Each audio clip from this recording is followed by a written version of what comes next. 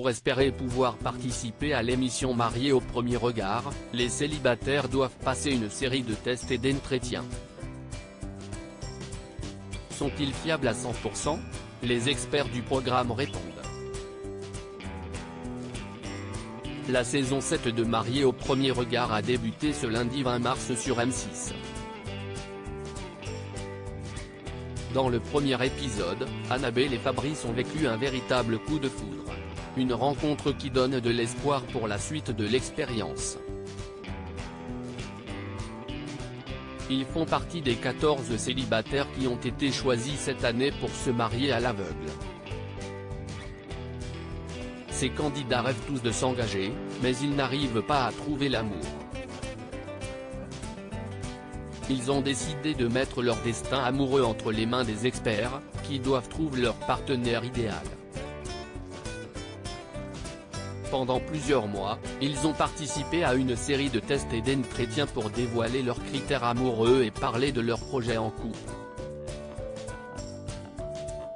Des questionnaires gardés bien secrets par l'équipe de production de M6, mais les deux experts de la saison, Estelle Dossin et Gilbert Boujaoudé, ont décidé de ne dire plus.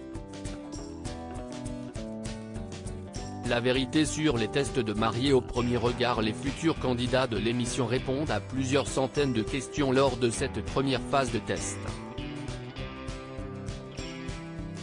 Le but est bien évidemment de les cerner pour leur trouver leur partenaire idéal. Ces tests ne sont pas fiables à 100% et les couples divorcés des saisons précédentes nous l'ont prouvé.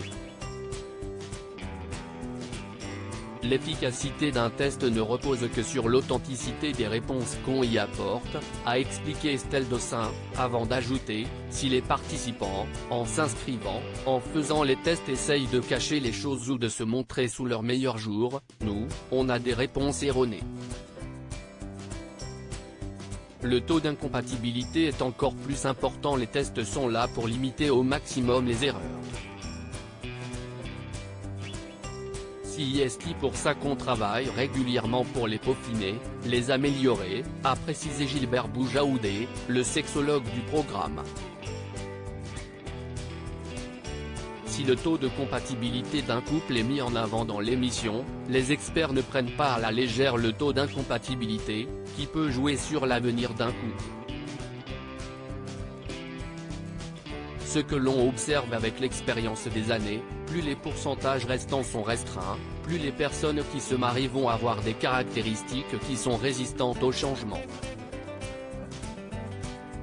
Si est là que Gilbert et moi, on intervient parce qu'il faut les faire sortir de l'ornière, pour dépasser ce qui pourrait être un problème, en finalement un obstacle, a expliqué l'experte de M6. À lire aussi du jamais vu dans Mariés au premier regard, les experts enfreignent une règle du programme.